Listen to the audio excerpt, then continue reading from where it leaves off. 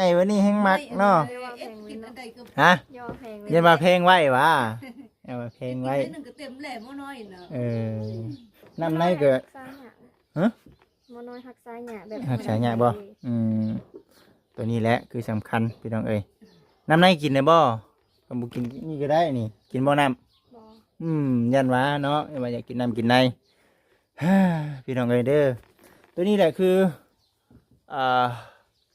เพื่อนซานเนาะถือว่าเติบหนึงอยู่พี่น้องเอ้ยในเรื่องFC เพิ่นก็คอมเมนต์กันเข้ามาในเรื่องว่าเอ้ยกระบะป่าเราฝนตกฝนดินมาสิอยู่แบบไรปวกก็ขึ้นได้เนาะแม่นบ่อันนี้คือปวกกัดได้ป่าเอ้ยนี่เนาะปวกกัดแล้วนี่เด้เป็นเพื่อนปวกนี่เด้ตัวน้อยๆพี่น้องเอ้ยปึ๊บโตเดี๋ยวชูให้ FC เพิ่นเบิ่งเด้อพี่น้องเขาท่า ก็มีแต่อันนี้ไอ้ผักควันน่ะ อันนี้นะ เอากระตุ้นเลยได้ ก็ตัวพักผ่อนบ่มีเบิดกูเฮือนบ่หรือว่าจังไดนี่ อันบางคนก็มีบางคน ไม่ อายุนะเกิด นักแต่บ่แน่นักกะอดเอาเลยเฮ็ดจะได้ซะเนาะป้าให้ป้าเด้เนาะป้าให้ปรุงให้ป้าเจ้าลงก่อน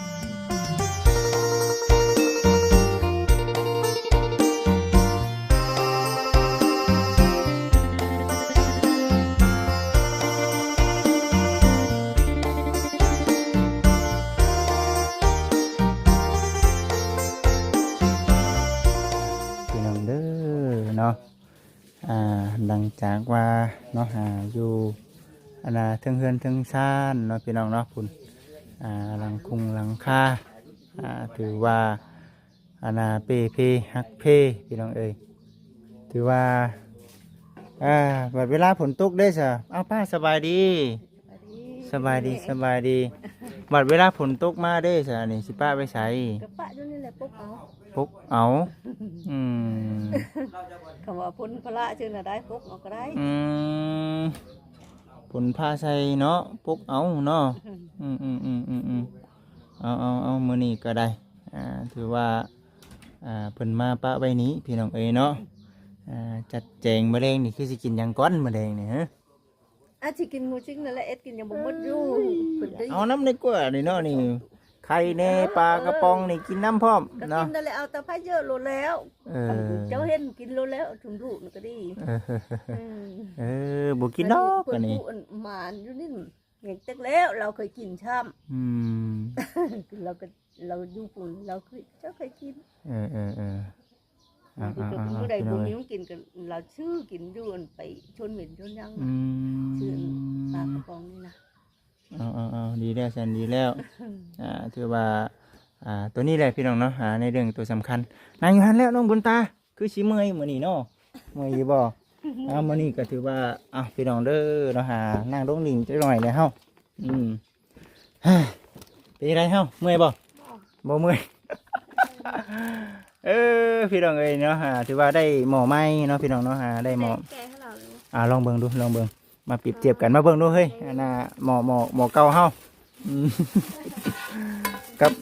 หมออันนั้นพี่น้องเอ้ยเนาะโอ้สวยงามเป็นหนึ่งพี่น้องเอ้ยได้หมอไม้เป็นหนึ่งเด้อป้าเด้อขออนุญาตเด้อผุน ออกมาเลยนั่นแหละตัวนั่นแหละโอ้ยยังลืมติ๊บเข่าได้ชิมาเบาในนี่พอดีว่าทั้งผู้รักผู้ใหญ่เพิ่นบอกว่าซื้อติ๊บเข่ามาให้ทั้งเพิ่นแน่เดียวโอกาสหน้าขึ้นมาได้เข้ามาเดี๋ยวสิซื้อติ๊บเข่ามาให้เพราะว่าผู้ใหญ่เพิ่นเห็นติ๊บเข่ามื้อนั่นแหละจนบ่มีฮอดอันนั้นเฮ้ยเป็นได้ได หูวิ่งไปเนาะหูขาดหูวิ่งไปถือว่าในเรื่องหมอก็ถือว่าได้แล้วเพลงไว้อย่านั่นได้บ่ได้ก็เก่งนี่ได้เฮ้ยเด้อเจียวเวทย่างมันใหญ่เป็นไฟมากใหญ่วันนี้แห้งมักเนาะฮะ ย่อแพง อย่ามาเพลงไว้วะอย่ามาเพลงไว้ นึงก็เต็มแหล่มน้อยนะน้ำในก็ ซ้ายหยา ฮะ มน้อยหักซ้ายหยาแบบ หักสายหยาบ่ตัวนี้แหละคือสำคัญพี่น้องเอ้ยน้ำในกินได้บ่ก็บ่กินนี่ก็ได้นี่กินบ่น้ำ บ่ ยันว่าเนาะว่าอยากกินน้ำกินใน ฮ่าพี่น้องเอ้ยเด้อตัวนี้แหละคืออ่าเรือนซานเนาะถือว่าเติบหนึงอยู่พี่น้องเอ้ยในเรื่องFC เพิ่นก็คอมเมนต์กันเข้ามาในเรื่องว่าเอ้ยกระบะป่าเราฝนตกฝนดินมาสิอยู่แบบใดปวกก็ขึ้นได้น่ะเนาะแม่นบ่ปวกก็ขึ้นน้ำในแล้วน่ะเนาะอืม แต่ย่านนี่อะไรแบบฝนตกนี่แบบลมแห้ง ย่านเนาะ อืม เดี๋ยวก็บ่ไปกลาง เจ้าสิอ้าว ไปนะ สมมุติว่าฝนตกแห้งๆนี่เจ้าไปดีอยู่บางไหน อ้าวก็อยู่นำหมู่นี่แหละ หมุนไปเอ่อยันยันไหมดอกเนาะเนาะเนาะ แม่ ยันไหมดอกมันตกมาใส่แม่น ตกอันไว้นะ บ่ตกบ่สาธุเนาะคันบ่ตก แล้วมือมันลมลูกก็ว่าเป็นลงมันละบ่มันไปตกได้ว่าเป็นน่ะลูกก็ ฮ่าเอาพี่น้องเอ้ยก็เบิ่งไปนั่นแหละมีแต่คงอยู่คงกินไปซั่นแหละพี่น้องเอ้ยเนาะเอามาให้เรายังติดหนี้เราอยู่ได้นี่ติดหนี้เรื่องทิพย์เข่าหั่นแหละเฮ้ยเนาะผู้รักผู้ใหญ่เพิ่นสิว่าเอ้าก็บ่เห็นทิพย์เข่าบ่ได้หาถือว่ายังตัวนั้นแหละพี่น้องยังบ่ทันได้ซื้อมาให้ตัวนี้เราว่าเข้านะยังเดือเท่านี้ป่ะอ้าวมีแล้วเฮ้ยตัวนี้เอามาแต่สายตัวนี้ ลูกเอามานะดิ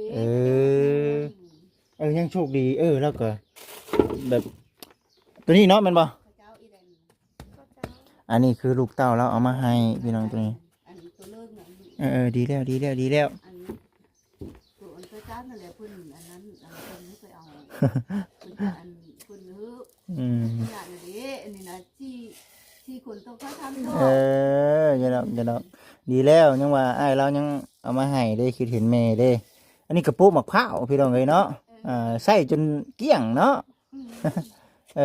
า เขามานั่นแหละ ขอของเขาอีกบ่นี่ก็ได้ เอาของก็มาดูมา เออ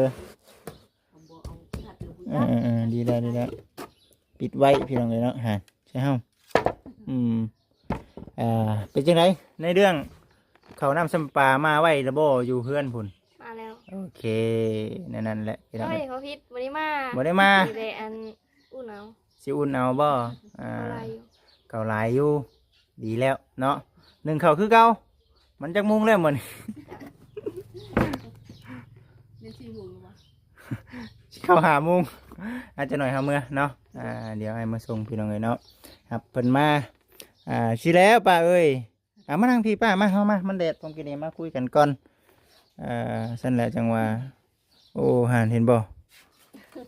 สบายบ่ป้าเด้อว่าจังได๋ เอาเคยมีนี่ยังว่าเว้าอยู่ เจ้าเป็นพญาติหยังเดี๋ยวนี้ จักพญานยังขมมืด คือบ่แข็งแรงเนาะน้องเนาะ เพิ่นคัดแขนคัดขาพร้อมเนี่ยว่ายัง คือจอยแท้สนอกว่า จ้อยนั่นแล้วยังว่ามันเป็นอยู่บ่ยัง บ่แม่นเฮาขาดสารอาหารบ่เนาะมันเป็นแล้วก็โตนี่ไปหาดเลย มันยังแล้วมันก็น้องเมื่อยนี่นะ เห็นบ่เออ แบบนั้น ขน้องเมื่อยย่างไปไกล ยังบ่ได้มันคัดแขนคัดขาพร้อม กัดแข้งกัดขาอืมเอาพี่น้องเอ้ยเนาะถือว่านักหน่วงคัดแข้งคัดขากินยาอยู่บ่ จักยายัง อืม กินยายังกะอันเก่าเนี่ยเว้านะ เมื่อยเลยพักผ่อนเราก็ได้สะดองเอ้ยมีแต่คือในนั่นแหละเนี่ยใดก็ตามแต่เดี๋ยวมีโอกาสเด็กก็จะได้มาเยี่ยมมายามคลิปนี้ก็เป็นคลิปสุดท้ายพี่น้องเนาะที่ได้สำหรับมื้อนี้เนาะสำหรับมื้อนี้มีแต่พุ่นทั้งรุมนะคือปรับปรุงเรื่องไหลบ่มันบ่ขึ้นแม่นบ่น้ำบ่ขึ้นบ่ บ่ขึ้นนำนะ ไฟมันเข้าอยู่บ่ล่ะ เป็นอยู่ได้นี่ดิเปิดเบิ่งก็ดี ปิ่นอยู่แต่มันบ่ขึ้น อยู่ เอาน้ำอ้อยดอกแต่เก่าอ้อยมันก็บ่เต็มจักเถิงสิชาจุกๆเลย มันต้องได้ แล้ว ทั้งรุมพุ่นแม่นบ่ เมื่อยอ้อยเลยลูกค่อยน่ะ เมื่อยอ้อยแล้ว บ่แม่นไปอ้อย เนาะ อ้อยก็น้ำน่ะเต็มจะรออยู่ครับเปิ้นแล้วบ่คืนใดน่ะปิ่นอยู่แบบนั้น มันบ่เกี่ยวทั้งเทิงดอกเนาะมันสิเป็นมันทั้งรุมพุ่นเนาะเรื่องเกินบ่มีหยังมันพี่น้องเอ้ยเนาะคือตัวนั้นแหละคือสำคัญทางบ่จิตว่าเฮ้ยเอามีแต่ว่า ในเรื่องใดนี่มีเบิดแล้วพี่น้องปัญหาคือต้องให้สร้างเนาะค่าสร้างแพงบ่ เอาอันชั้นแซนเนี่ยบอกกับมือเครื่องอันอื่นเช่ก็เขาไปไหลได้อันนั้นเฮาชื่ออีกเนี่ยนะ แบบค่าสั่งอะเขาบอกค่าสั่ง3 แสน อ่า แต่แบบเครื่องมือน่ะมีแต่เขาซื้อเอง เครื่องอันใดมันชื่ออันใด จัก มัน จักซีเมนต์หยังเนาะ จักแล้ว จักซีเมนต์หยัง ก็จะชักหมดเลยโอ้ยอันนั้นเช่อันนี้เช่เอาไปชื่อเนี่ยนะ เฮ้ยบัตรเงินติดธงบัตรบ่มี อันนั้นเลยมันยังบ่ได้แต่งนะมันบ่มีเงิน มันจังบ่ได้แปลงเนาะคือสิแลพี่น้องมะเร็งนี่บ่เรื่องความอยู่ความกินนี่เป็นจังไดกินคนเดียว กินข้าวคนเดียว ฉันกำลูกนี่มาเลยเคยห่มพาเด้ อืม จุ่มอันช่องเลยจะบ่ได้ห่มนะ กินผู้เดียวเฮ็ดกินเอง กำกระเจ้ามาก็ปั๊บก็กระเจ้ากินกระเจ้าบ่กินกระเจ้าอ้อเห็นเฮากินอยู่กินเจ้าเฮากินยาพุ่นเจ้าเฮาแบบนั้น ทำอยู่คนเดียวเนาะมื้ออื่นเนาะทั้งไงเอ้ยเมื่อน่ะโอ้ดีแล้วอุ่นแล้วแน่เนาะ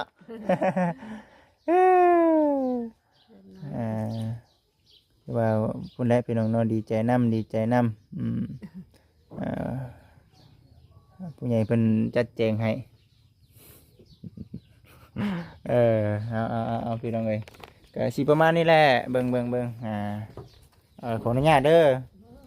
ขออนุญาตบัตรคำนำหน่อยได้พี่น้องเอ้ยนี่แหละเพิ่นว่าแต่เก่าเพิ่นเคยเว้าอยู่ดอกคนเอิ้นหยังว่าเข้าบ่ฮานเพิ่นว่าอยู่ขึ้นพาลาขึ้นหยังก็เพิ่นเว้านะอันนั้นคืออิ่วแล้วว่านะ อยู่ขึ้นพาลาขึ้นหิ่งลาขึ้นคือบ่เพิ่นก็อยู่แบบนั้นเติบหนึงอยู่เด้อพี่น้องเด้อยังตัวนี้แหละเนาะที่อยู่ที่นอนเรานี่แหละสำคัญยุงเด้ป่าเอ้ยเนาะก็ยุงเข้าคือเก่าแล้วกลางมุ้งก็ได้มันมีปล่องเด้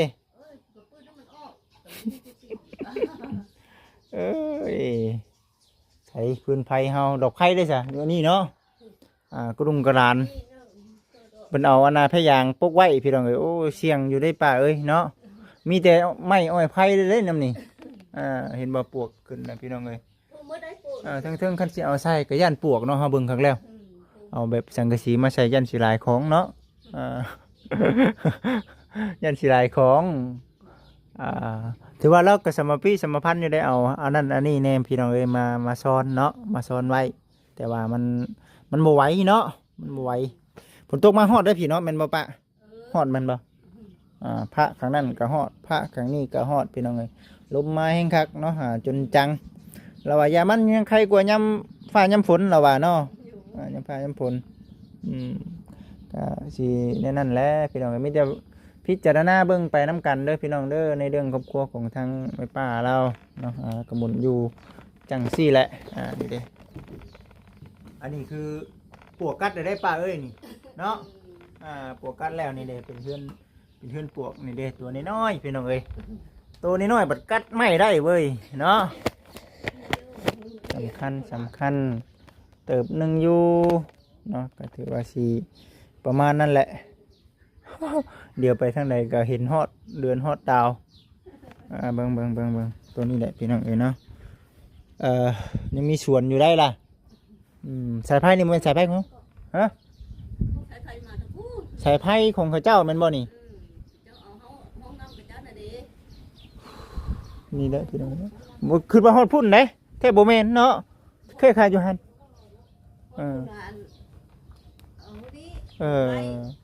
ไปคือđóเลยข้าวบูฮานเพิ่นเด้อน้องบุญตามานี่บอกกล้าจับให้น้องบุญตาจับเองใครแน่อันนี้น้องบุญตามาให้ทั้งไอ้เบิ่งแน่เกินว่าหยังนี่กระตุกย่อได้บ่นักบ่ฮึบโตเดี๋ยวชูให้ FC เพิ่นเบิ่งเด้อพี่น้องเขาท่าอันนี้นะกระตุกผ้าขวัญบ่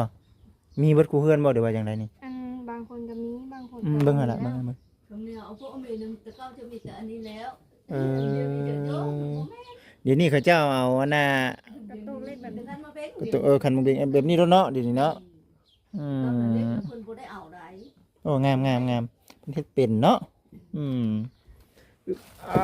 เอ้ยคักเด้อพี่น้องเด้อพาขวัญแน่ ไปน้องเอาถือว่าจังใดก็ตามแต่สู้ๆเด้อป้าเด้อสู้ๆฝนตกแน่ก็เปียกแน่ก็อดทนเนาะ อะไรว่าบ่อดยืนอยู่ไหน อดทน ตามมันว่าบ่แม่นมันสิตกคุมมือก็ว่าไปแบบนั้นเลย บ่ปลอบใจตัวเองบ่ เอ้าว่าแบบนั้นเลย บ่ปลอบใจตัวเองเด้พี่น้องเอ้ยเนาะมันก็บ่ได้ตกคู่มือว่าซั่นนะ เอ้ามันก็มีหาเอิ้นนี่นั่นคือเรื่องนั้นเลย ส่วนลูกเต้านี่คือกลางเวียนกลางเว้นนี่ไปหากินไปมันไปใช่ไหมวะบ่จักทางมันไป รับจ้างรับใบไปเนาะ มันไปรับจักมันไปยัง อืม ไปมาอยู่ซั่นกันนี่นะ ไปมาอยู่หั่นแหละดีแล้วเพิ่นก็ไปหากินกลางเว้นเล่แล้วก็มานอนพักผ่อน ไปต่อนั่นแหละยังไงไปเฮาลงไปตารางน้องบุญตาเนาะหรือว่ามีแนวเว้าน้ำปากก็เว้าโดดเด้อสิได้มือปะเว้าเบิดได้บ่ เด้อคันลืมก็มาเว้าไหมเนาะอยู่ใกล้ๆกันเด้บ้านเดียวกันพี่น้องเอ้ยเนาะเบิ่งคือสิประมาณเด้อป้าเด้อโอ้เอาดีแล้วเครื่องของเฮาเดิมเด้อโอ้ไม่ อายุนักเกิด นักเด้อบ่แม่นักกะอดเอาเลยเฮ็ดอยู่ได้ซะเนาะป้าให้ป้าเด้เนาะป้าให้ปรุงให้ป้าเจ้าลงก่อน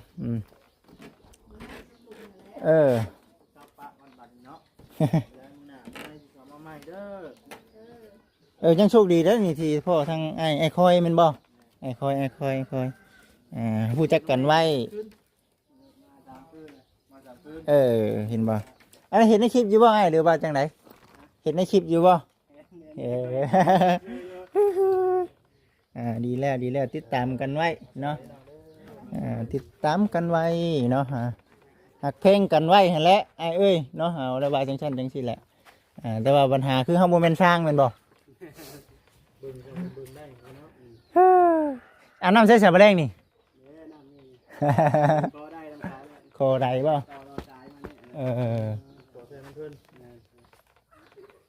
ใส่น้ำเพิ่นโอ้ยามตะกี้เป็นหมากน้ำใหญ่คักเลยเนาะหมากปีนี้บ่เป็นเนาะปวกเนาะว่าได้ก็เนาะปวกขึ้นเบิดแล้วนี่โอ้อัน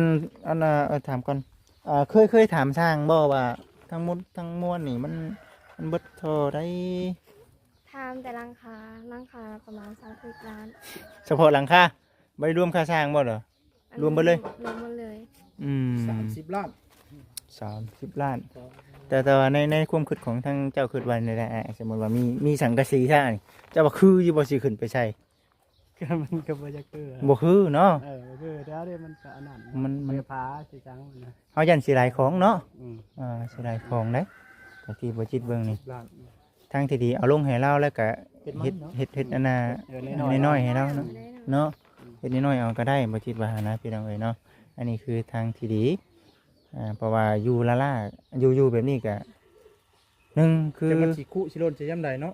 มันสิบ่ฮอดงบเฮาน่ะมันสิบ่ฮอด30 ล้านเนาะก็ว่าเฮาเอาลงให้เราน้อยๆนะแต่ว่าเสานี่แหละบาดนี้มันจำเป็นต้องได้เฮ็ด3ห้องได้เนาะเฮือน3ห้องนำมาตัดเป็น2ห้องแล้วก็ลำเลยพี่น้องเอ้ยเนาะผู้เฒ่าผู้แก่เพิ่นพาเว้าพาว่า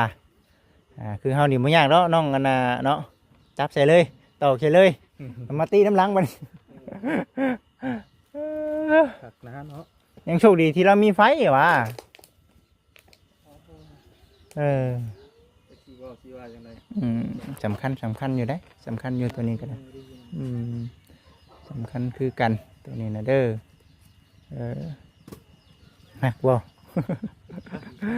ไปเสร็จไปเฮาไปผู้ดีแล้วบ่แซนเพิ่นอยู่หั่นเพิ่นไปเว้าเรื่องเวียกเนาะ ก็อยู่ทางเพื่อนของทางน้องบุญตาพุ่นแหละบัดนี้เนาะ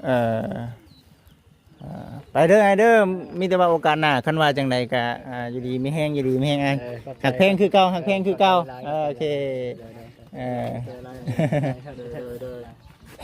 สิแล้วไปเฮา สิได้ครับเนาะส่งน้อง ไป เพิ่น ส่งน้องเพิ่นคือเก่าหั่นแหละมันจะ 17 นาฬิกา พอดีน้องบุญตาเกลือเป็ดเกลือไก่มีอยู่บ่ไก่ ไก่ตัวหนึ่ง โอ้ยเว้าหน่อยแต่ว่าไว้สิขออยู่ ก็มีตัว เออมีตัวเดียวเป็นว่าก็ได้เนาะอืม ไก่กูตัวนึง ไก่ผูกตัวหนึง ตัดพี่น้องเนาะโปะกันอยู่ อ่า น้องบุญตาพุ่นแหละนั่นเองเนาะ อ่า พี่น้องเอ้ย ติดตามรับชมเอามาอะไรทางนั้นก็ได้เนาะติดตามรับชมเบิ่งไปน้ำกันเอ้าเด้อน้องเด้อเอาขึ้นไว้รถผูกกระบะรถเอาใกล้สบายดีสบายดี